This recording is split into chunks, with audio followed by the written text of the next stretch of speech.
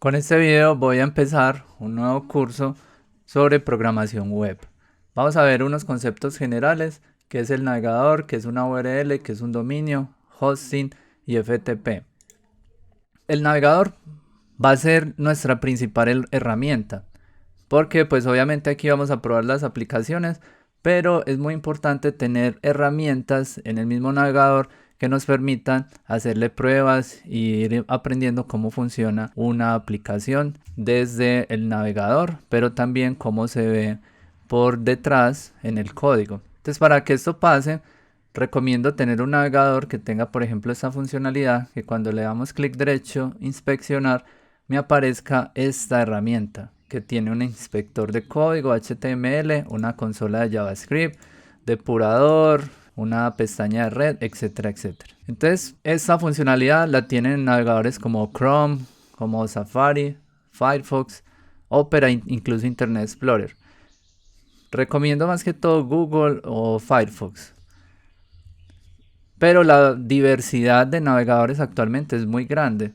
Hay navegadores que tienen un propósito específico, unos son mejores que otros. Por ejemplo, Brave es un navegador que es bastante interesante. Tiene, por ejemplo, una VPN, que es un servicio para navegar de manera anónima, realmente anónima. Tiene Opera también, pues tiene otras funcionalidades muy interesantes y esto lo pueden consultar aquí en este enlace. Yo les voy a dejar esta presentación en la descripción del video para que puedan consultar un poco más sobre cada uno de estos navegadores.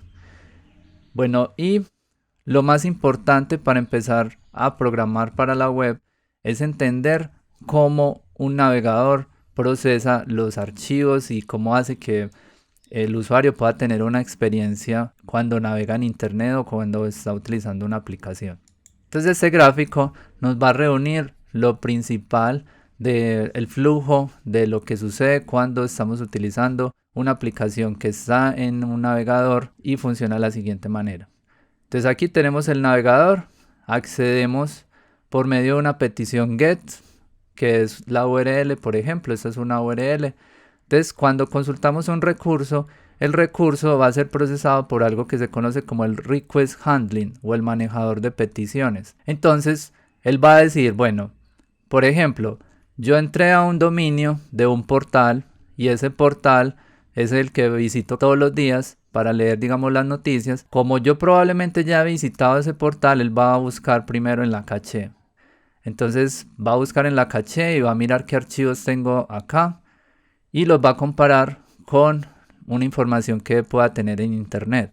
Ese proceso puede ser, digamos, muy elaborado y demás. Nosotros lo que nos interesa es simplemente qué pasa con los archivos. Entonces quiere decir que hay algunos archivos que son los nuevos, por ejemplo, las nuevas noticias, la nueva información que está, que se va a descargar de internet. Y hay archivos como el logo del sitio, como algunos estilos, como algunas imágenes, etcétera, que ya pueden estar almacenadas en la caché, sobre todo si ya hemos visitado ese sitio.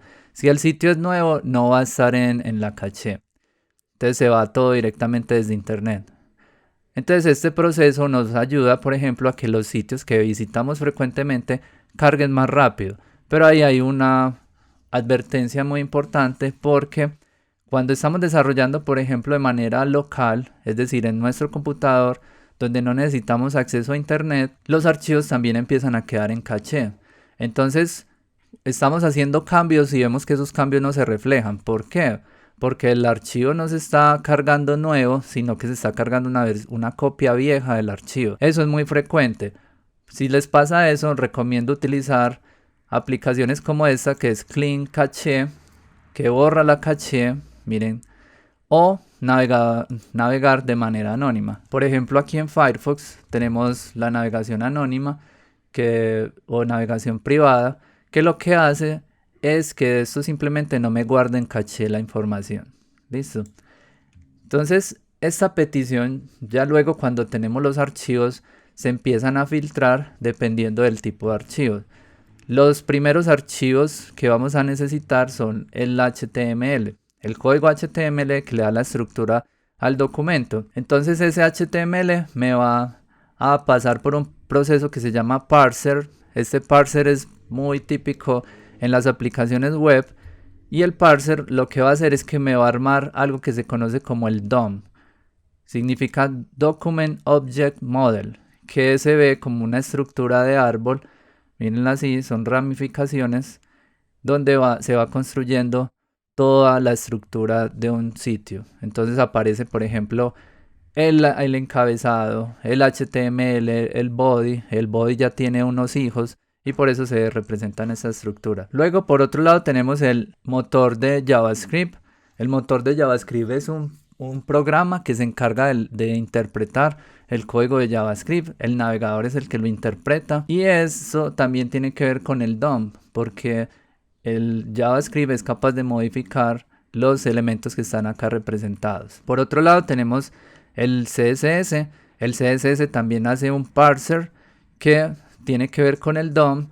Y aquí se hace hay un motor de estilos que se encarga de asignar el look gráfico a lo que hemos creado acá como estructuras. Por eso es muy importante que cada uno de estos elementos esté separado para que cada uno de estos procesos se pueda hacer de una manera eficiente y sobre todo que las aplicaciones que realicemos puedan ser escalables. Y aquí tenemos la multimedia, que puede ser el sonido, el video, imágenes, etc. Y se arma algo que se conoce como el layout.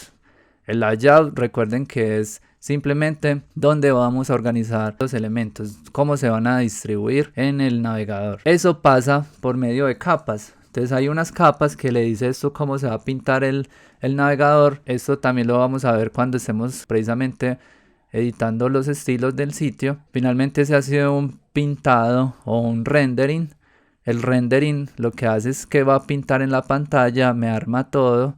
Y el compositor lo que hace es que ya muestra la aplicación en la web. Entonces cada vez que hacemos una petición, por ejemplo cargar un nuevo enlace, hacemos todo esto. ¿Listo? Entonces eso es importante para el performance de una aplicación. Por otro lado, entonces tenemos que los engines que hablamos ahorita de JavaScript son diferentes. Cada navegador hay algunos que comparten el mismo motor, pero hay otros que tienen sus propios motores. Estos motores ya están muy estandarizados, estos tienen un estándar de las reglas, por ejemplo. Ahí es donde empiezan a tener pues como esas similitudes entre ellos. Y aquí vemos pues como los principales: WebKit, Trident, Gecko, Blink. Y si quieren saber un poco más, también aquí dejo este enlace. Bueno, cuando estamos haciendo aplicaciones que queremos que soporten las nuevas funcionalidades de HTML, CSS y HTML5, necesitamos que nuestros usuarios y nosotros tengamos un navegador moderno. La actualización de navegadores se ha dado precisamente porque la gente necesita utilizar aplicaciones como YouTube, como Facebook, como otras redes sociales que hacen que el usuario, para poder tener una buena experiencia, tenga que actualizar el navegador. En esta página la podemos usar en nuestras aplicaciones para que el usuario, si no puede ver bien el sitio, entre aquí y escoja qué navegador quiere. Todos los navegadores que están aquí en este enlace son navegadores que soportan las últimas funcionalidades del estándar HTML5. Bueno, les voy a dejar este video. Este es un video que es una visita guiada al data center de Google. Es muy interesante porque es un video 360 donde podamos ver cómo funciona un servidor. ¿Qué es un servidor? Que es también uno de los conceptos que vamos a necesitar. Pero entonces este sí lo dejo pues como para que cada uno lo revise. ¿Qué es una URL? Esto es muy importante cuando vamos a hacer peticiones. La URL es esto que ponemos acá en esta barra de direcciones. Entonces es la dirección donde están ubicados los recursos. Y estas direcciones normalmente utilizamos el www, que es World Wide Web, y nos permite acceder a recursos que están publicados en internet. Aquí tienen también pues una descripción de dónde saqué pues esta información y pueden extender un poco los conceptos. Entonces hay rutas relativas y rutas absolutas. Las rutas absolutas es cuando ponemos todo el recurso. Miren que ponemos HTTP, el dominio, esta es una carpeta, esta es otra carpeta y esta ya es otra información para poder llegar a un recurso. Entonces esto se llama una ruta absoluta, donde tenemos la ruta desde la raíz hasta el recurso. Y hay rutas relativas, que estas se van a utilizar mucho también en el desarrollo. Esto lo voy a repetir mucho en los videos. Y una ruta relativa es donde se toman las ubicaciones con respecto a una ubicación actual. Esto hace que las rutas sean un poco más cortas y que, por ejemplo, si desarrollamos de manera local en un computador, esto no afecte nada cuando vamos a llevar ese sitio a publicarlo en internet. También, como les decía, esto lo vamos a revisar bastante. Por acá pueden encontrar un poco más de información. El dominio y el hosting es un concepto que manejaremos a la mitad del curso, donde ya empecemos a ver que nuestra aplicación funciona de manera pública, pero normalmente para poder tener una aplicación publicada en internet necesitamos de un servidor. Entonces el servidor es donde vamos a almacenar los recursos.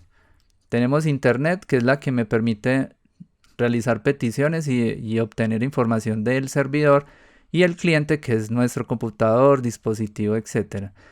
Algo muy importante es que este modelo es cómo funcionan los celulares. Si yo tengo un número de celular, mi número de celular está asociado con un equipo, que es el servidor. Entonces ese servidor yo lo puedo, digamos que yo puedo, si alguien me llama a mi número, en realidad me está llamando a través del servidor, porque el celular es el servidor, ¿listo?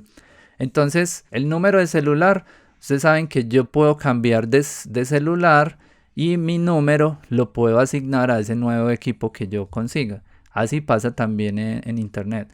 El servidor se conoce como el hosting, entonces donde se almacenan los archivos, y el dominio es donde tenemos el acceso a el servidor. También de eso vamos a hablar pues más adelante. Pero finalmente este número o este nombre que se llama el dominio, que es el www.com o .org, hay varias extensiones. Esto lo que hace es que hace una traducción a una dirección IP. Las direcciones IP son las direcciones físicas donde están ubicados los servidores en internet. Esa es pues la información que necesitamos por el momento. Entonces luego del dominio, aquí tenemos pues más información. Yo tengo este dominio, aquí pueden consultar pues muchos tutoriales y muchas cosas, pero tiene lo que hablamos ahorita, www.worldwideweb. Este es el nombre del sitio y esta es, en realidad este es el dominio, .com, hay .net, .org, etc. Bueno, esta es información pues complementaria de otros registros. Y el hosting, recuerden que ese es el alojamiento, donde se van a guardar los datos. Veámoslo también como si fuera una USB, ahí guardamos todos nuestros datos, pero están públicos. Algo parecido es lo que hacen los drives. Un drive en internet me permite guardar información pública, pero pues no siempre la podemos consultar como una página web. Y el FTP, este es un protocolo de transferencia de archivos. Lo menciono porque normalmente en las empresas se utiliza el FTP para conectarse con un servidor y poder enviar y recibir archivos. Esto se utiliza más que todo para la administración de un servidor. Se llama FTP y hay muchos programas que me permiten configurar una conexión FTP con un servidor y la mayoría son gratuitos. Y el protocolo funciona de esta manera. Tenemos nuevamente el cliente, miren que el internet siempre es la nube, llego al servidor y el servidor me permite descargar o enviar información. Eso es lo que hace este protocolo. Bueno, entonces ya con esta información es muy importante que la vayan agregando a su léxico de desarrolladores web y que vayan haciendo un resumen, porque esos conceptos los vamos a repetir durante el curso.